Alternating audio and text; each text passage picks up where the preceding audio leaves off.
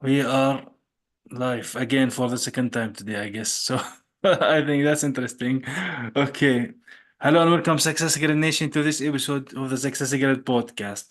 In this episode, in this session, I am talking with Alison Smith about how to talk to a brick wall and how to paint a picture of 1,000 words. This is going to be an interesting one. Alison has 23 years of experience as a coach and speaker. Her podcast, Landscaping Your Life, is about getting back on track when you are stuck and cannot see the wood for the trees. Alison lives in Scotland. She loves going out for walks, open water swimming, reading, writing, and of course, nature. Welcome, Alison. Thank you for having me. It's great to have you here. This is going to be an interesting one. So, Cool. so first of all, because this is the Success Grid podcast, I want you to tell me and the Success Grid Nation, what do you think success is to you? And what do you see other people say success is and do you disagree with? Oh, crikey. What do I see success as? I don't know that I conform with a lot of success. So I think it's how I'm feeling rather than what I'm achieving. Mm, Um, so I'm not so worried about the numbers. I perhaps ought to be. Um, so I think it was interesting when I was working just before the new year about my why. And I used to think it was sort of that success was getting people unstuck and back on track. And I now realize that it's not. Success for me is helping other people feel uplifted and know that they can solve their problems. mm. So I think it's a feeling and an effect on other people. Mm, That's good, I guess, because we are generally we have issues and problems every day that happen.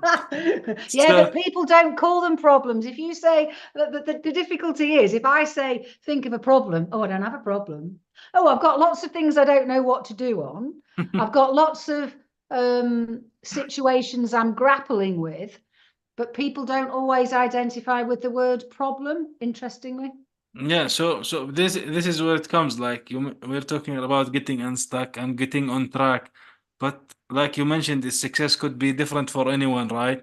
So our track, each person of us has a different track or a path to walk on or Oh, nice. be on. So so how does that relate to being stuck in a certain place when people like either sometimes people know the answer to their question or they know what they need to do, right? Sometimes, a lot of times, like maybe have 50% of the time, No, I'd say all the time we know what to do. but we We're, don't. We are afraid. Is no, we that the don't do case? it. We don't listen, or we think. So it comes back to going back to that question about what is success. We can think that success is one thing and get really focused on it and realize, oh, that's not what I wanted in the first place. Mm, So yeah, and I think, using the metaphor, because I do use metaphors, then yeah, people's success is very much like going for a walk. Some people's walk would be strolling, chatting with, talking to friends. Somebody else would be achieving so many miles. Some people would be going up a mountain. So we all have different, even for a walk, would have different sorts of walks that would give us joy or make us feel satisfied. So the way or the language that we are talking to ourselves is very important, right? So how we Yeah. should we have this? We are in a place that we are talking to ourselves in a good way and not actually not wait for other people to tell us what to do. Yeah, Because no, eventually, absolutely. Yeah, yeah, yeah. right. I think the thing is that sometimes when I'm training, people go, "Oh, you can't don't tell me what to do." It's like, look, if what you're doing's working, all I'm doing is suggesting a different way of looking at a situation or a different way of solving a problem. If what you're doing is working, if if the tools that you use to solve problems are working, you don't need to listen to my suggestions at all. The thing is if we're in a place A and we really want to get to place B and it's not happening, then yeah, we just need to find a way of moving from A to B. And quite often we do know what that is. But logic, the whole reason I got into metaphor was because I am the world's best at ignoring other people's advice. So it's Okay. that whole, no, I know the answer. No, I've tried that. No, that won't work. No. And because my logic is very attached, and I think a lot of people's, but my logic's very attached to the story it's telling. Yeah. I've got here, I've tried everything already. So logic is going to defend my logic, and other people's logics will defend any attack about our perceived stuckness. Yeah.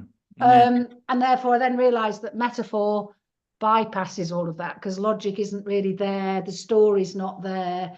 You're exploring a situation, looking at patterns rather than looking at, well, this person said that and I've tried this already. And because the story's just, we are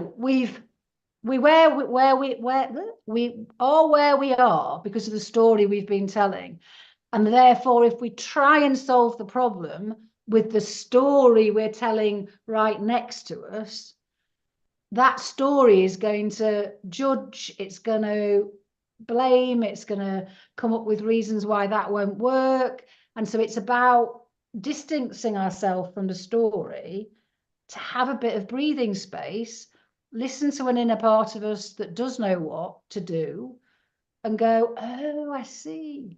Because we're never as stuck as we think we are, but we can really believe the story in our stuckness, and we can get very stressed, we can get very overwhelmed, and we can definitely, kick in our fight or flight. And yeah, and then we don't have access to a brain anyway, or a logical brain. It's like, I'm just going to fight that tiger. Yeah, you can do that, but like your metaphor for wood in the trees, but what I know is like trees, wood are from trees. So Well, the interesting thing there is that it is quite a, in the UK, we'd say can't see the wood for the trees. In other places within the world, around the world, it might be better as can't see the woods for the trees or can't see the forest for the trees. Mm, Because it's more about not being able to see the bigger picture because we're focusing on the minutiae of all of those trees. yeah. So this is the issue. Like sometimes there would be uh, two, three things that some of us are facing, and we are focusing on a certain issue, and the issue is it's not the issue. There are different things that are Yeah, bigger yeah, than the issue yeah, itself that we are having yeah. focus on, right? So how we can expand our vision and change our perspective into these things that are the things that might be obvious and we are ignoring them, or they are not obvious, and try to shift to those new angles of Yeah. things, let's say.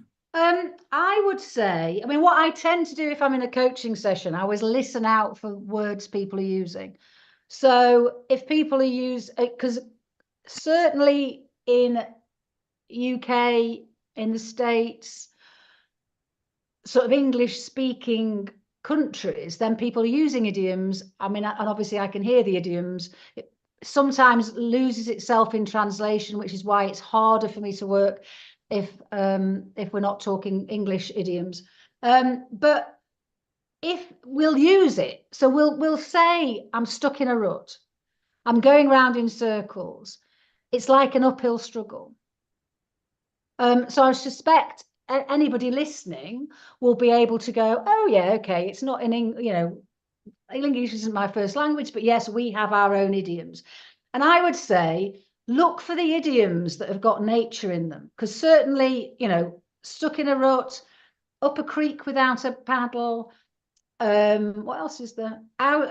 Missed the tide. So we're using nature in our language when we're stuck all the time. And so all I say is notice the metaphors in your language and then use the metaphor to find the solution, because it's like, if you can't see the woods for the trees, can't see the forest for the trees, then let's not talk more about the problem, whether you're right about what the problem is or not. You're able to say, but I can't see the woods for the trees. And then what you're able to do is go, okay, so if I was in nature, what would I do? If I was in that forest and I couldn't see it for all of the trees, what would I do? Or if I imagine a picture in front of me of this forest, what would I do? And so if we're in nature, we might say, oh, I could get a map.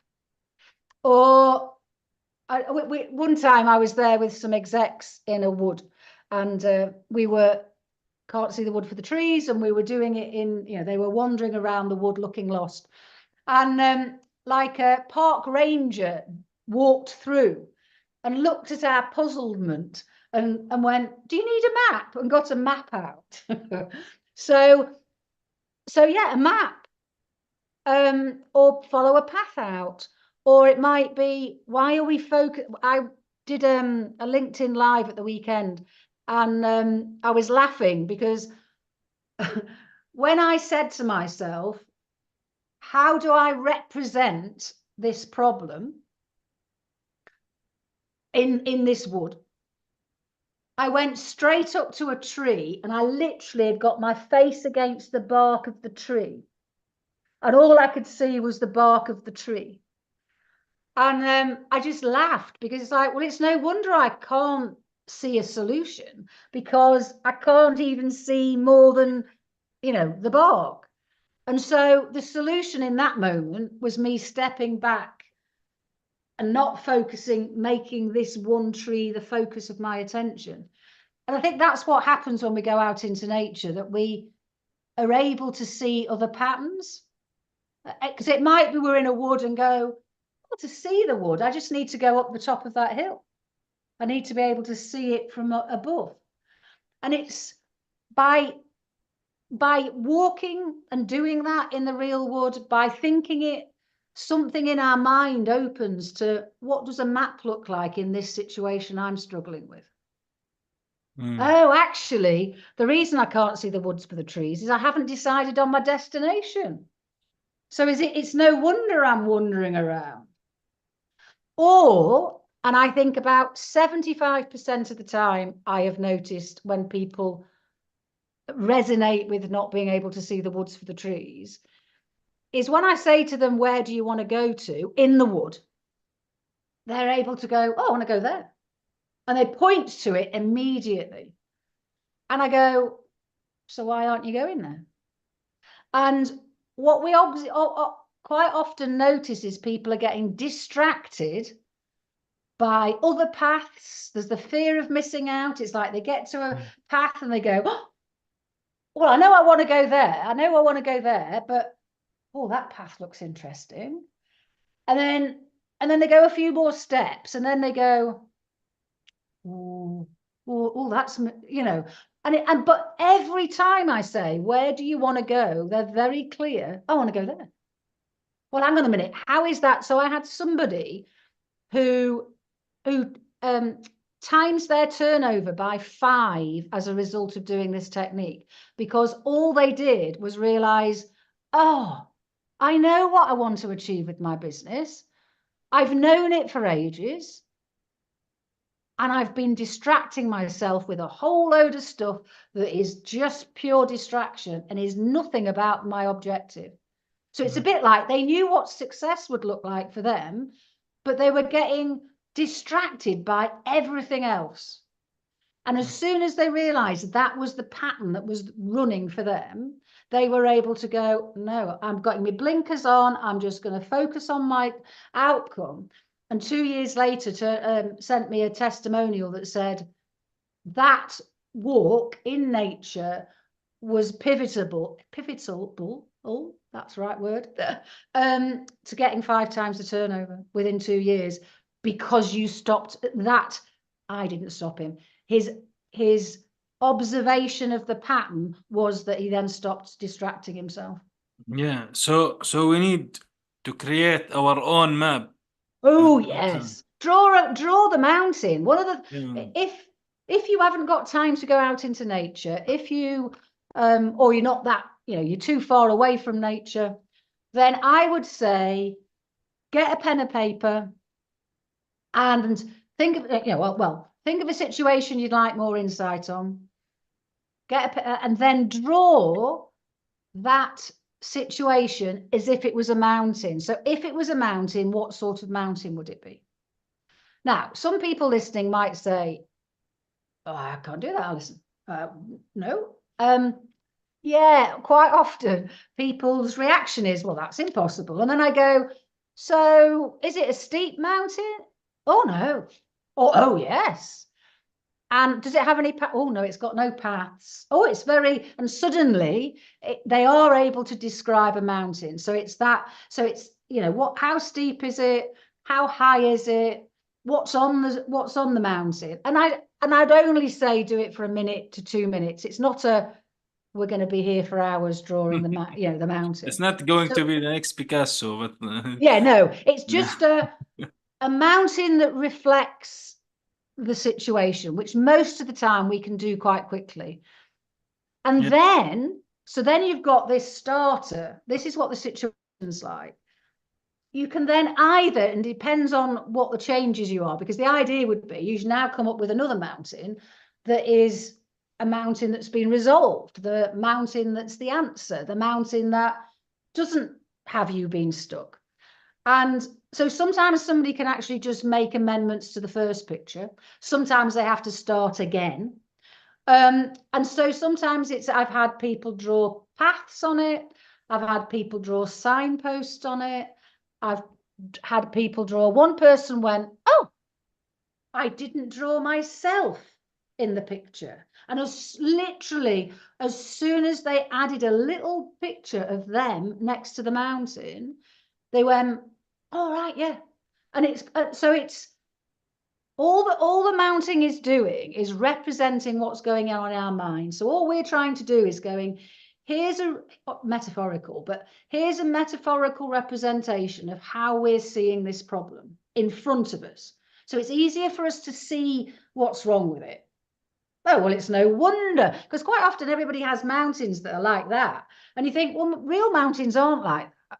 And actually, you'll keep slipping down. So I can understand if we're relating and seeing a problem as a mountain that's slippy. Yeah, well, we're never going to get up it. Whereas if we go, well, I'm going to draw it more realistically, and actually I'm going to put, sometimes people have to imagine that they're going to put better shoes on. I don't what here we'd call them flip-flops. I can't think what they're called in other places, but the sandals that you wear in the summer. Yeah. Somebody was imagining climbing a mountain with those on, and they just went, "Oh, I need better footwear." Somebody else had, "Oh, it's such a big mountain. I need what they called like tents, so that they could go from like one like little village to another village, so that they could somewhere to stay overnight." Mm. But another team I had do it. So the team did it together, where so it was a collaborative mountain. And what they realized was they were just imagining they were standing at the bottom of the hill looking up the hill, and they hadn't appreciated they'd already got up some of the hill. And they weren't focusing on how great it was going to feel when they got to the top. Mm. So they were just focusing on, "Oh God, got to do this, I've got to do that, what about that?" Oh, so as soon as they went, "No, what's it going to be like when we get to the top? We'll be celebrating, everybody will be happy, and as soon as they were able to focus on the end result, getting there felt easier. So every time somebody or a team does it, it's going to be different. So you might have done this before and thought, well, I've done it before. Isn't it going to be the same? No, because we're bringing a different problem. We're bringing a different situation, a different day, and therefore the solutions are different. Yeah, definitely. But what you talked about, like some of us when we are there and we have this fear of missing out on things, doing this path or whether there Yeah, is a path or not, and we're yeah. doing our own path, this path, and you go halfway there and you realize maybe, yes, I want to go to that place, but let me go back and start again because this path seems going to be taking a bit longer. So that path will take shorter time. Keep switching between these things and paths, it will eventually maybe will get you nowhere. Well, So, and I so think committing is very important, right? yes, and I think the other thing is that our behavior, we take our behavior with us on the walk. So if it is about, if you can recognize that the challenge is that you keep changing minds or you don't know which path to take, then I would recommend going out somewhere that's got lots of options for paths. So here in the UK, we've got a botanical gardens in Edinburgh. A friend of mine went for a walk along a stream, and it was sort of low. I mean, I don't know. It was literally every 5 minutes there was a crossroads of paths. It was a brilliant location to doing this. So going somewhere that's got lots of, I mean, you could do it in a town because I mean you've got lots of crossroads then, but it's about noticing. Okay, I'm going to walk. I'm going to get to a crossroads. How am I making the decision? What is it? Is it a feeling? Is it a desire not to go back on myself? Is it a, oh, that looks interesting? And it's to just observe the pattern of decision making and to do it a few times. So I had one exec who we did it in the botanical gardens, so there was lots of paths, and I went, that's really interesting because every path you've taken has been the path that doesn't have a signpost telling us where we're going. Mm. And it suddenly realized that, oh, that's what I'm getting wrong. He'd been applying for jobs that were other, jobs that other people had done, and he has no desire whatsoever. He's really good at an innovation, really good at taking a business where it's never been before. And therefore, what he'd been doing was applying for the wrong sort of job because he's just great. Some of us would hate to not know where we're going. Yeah. So I think it's really interesting if you take yourself on a walk and just observe the patterns of why did I go that way, not that way? Mm. What happens if I try and go the opposite way to what I think? And actually, if you go with somebody else, go, well, which way would you go? And why would you go that way? And we learn so much about, all right, our walking, but quite often it's in what way can we apply that to our lives? And quite often the answer is, oh, yes. I hate the idea of going backwards. Yeah, So if a exactly. path, you see what I mean? If a path looks like it's going back the way we've come, even if I can, well, actually, I suspect that'll get us there, or it's an easier route. But it's that, okay, so how am I just resisting in this current problem from going backwards and taking the easier route? Why am I hell-bent in actually taking the most difficult route? Mm. This is one of the things that are our own speak to ourselves, our own language should go and be aligned with what we are doing. Like you mentioned, you should like hate going back and seeing what's gonna happen because eventually, like maybe like 50% of the time, if you go this path or this path, it's going to be the same results. You need to think of that. You don't want to waste Yeah, your energy yeah. on things to go in circles over and over again. So our language to ourselves and our creating by creating our own map should be committed to it and going forward, not circling back.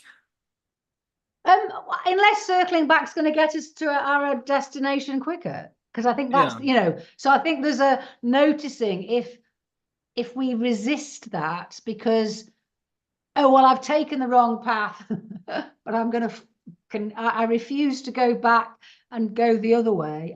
I will force my way through. The interesting thing about some people like to not have paths. Mm. But what I realized when I was on a walk recently is I do like to think that I go, oh, I don't want to go where there's a path. To That's create fine if there's a field in front of me of grass and it's easy for me to just walk across the grass. to create Yeah, your own. no path, but it's easy. When I looked the other direction, there was all these shrubs and little trees, and I looked at it and went, well, there is no path through there, but I have no intention whatsoever to go through there either, because I'd get injured. I don't know what's there. I'm going to get, mucky. No. And so it did bring, I did laugh because I thought, well, yeah, okay. But I only want the path less traveled if it's an easy path. I don't want to go through, I don't want to have to get some tool out to cut the path down, to cut my way through. That's not Mm. my idea of a pleasant path. Yeah, exactly. And maybe there's some kind of a lake or water or mud and you can't swim or you are not going to a dirty place. So that's a tough path to take. Cool. I guess so. Yeah. So, Alison, what would you say, like, as a final takeaway and some kind of a tips that you can help here and provide to the Success Grid Nation with? I think for me, first thing is to notice your language. So if you're at a crossroads, if you want to turn a corner, to go and find a corner to turn in nature, go and find a crossroads to turn in nature, because you will get insight about it. But I think the other thing that I share a lot is one of the common themes that we get from nature is patience, because you don't sow a seed and expect it to come up tomorrow. Mm. And some seeds don't flower for 2 years. And an oak tree takes 40 years before it's actually seeding again. So I think there's a because so actually that also talks of comparison in terms of I'm there and I'm a shrub and I'm comparing myself with an oak tree, and then or I'm it's that, or I'm an oak tree and I'm getting frustrated because I'm telling myself this now. That's hilarious. Like it's that whole, you can get so impatient with the lack of progress, but it's like, but I'm just a different plant and therefore I have a different, oak trees have a different cycle of life compared to, a rose, or compared to a weed, or, perennials or something. So I think there's don't compare yourself, and have patience, because, you have to look at, sunrise and sunset. There's a gap between them. They don't happen, well, in the North Pole, South Pole, different times of year, yes, they may not seem to do it. But for most of us, we get a sunrise and a sunset. Yes, they get closer together and go further apart, dependent on the time of year. Tides, again, in some locations you have more tides or less tides, but most places have 2 tides a day. So if you've missed a tide now, within here in the UK, on my beach, I've got another tide in 12 hours time, or 12 and a half hours time. So let's not get fixated on what we've just missed. So I think there's something about, sorry. And then the other thing is the fact that we don't try, if we're in the winter, and again, not every place has 4 seasons, but most places have, the larger majority of locations in the world have 4 seasons. So you don't try to go from winter to autumn. You sort of know that spring and summer are going to be in there first. So it's not trying to fight against the natural order of things. Or I suppose if you are wanting to go from winter to autumn, is you're going to have to move location. Because I could do that. You see me? I could go down. I here in the UK could go to Australia now, and I could go from winter to summer just like that. Yeah. But I have to move to. I have to move to do that, Mm. Yeah, and I exactly. have to move a long way. You know, Definitely. I have to turn my life upside down because what is night is day, etc. So I think there's so much to be learned from the patterns of nature, and you know, we are nature. You know, anyway. Yeah, exactly. Life is about seasons, and Yeah, like we're talking here about generally there are four seasons, like for like yeah, most of us 4 seasons. So we have to take it day by day, and I would say like commit, like fearing of missing out of something. There would be, like you mentioned, another wave, another tide that will come, and we will have another chance or another opportunity to improve and go forward. We don't always have to fear that we have missed something, no, because I'm sure the same thing might turn around in circles to go back to you by itself. You don't have to do that, right? yeah. Exactly. So, Alison, thank you for being here today with me on this episode. Where can people can get in touch with you and learn more about you? AlisonSmith.co, nothing after the .co, just .co. But actually, in terms of social media, then if you search landscaping your life, it's landscaping your life is the podcast. Landscaping your life is the tagline in the book. Can't see the wood for the trees. Landscaping your life on TikTok, Facebook, LinkedIn. So if landscaping your life, I think will be easier. But the website is AlisonSmith.co. Awesome, and thank you very much, Alison. This is a new perspective into things, and eventually, we are human beings. We are a part of our world and our nature and the places around us, our community, everything around us is a part of our life. So we need to engage with it more. Thank you Thank for you. being here today with me in this episode. Thank you.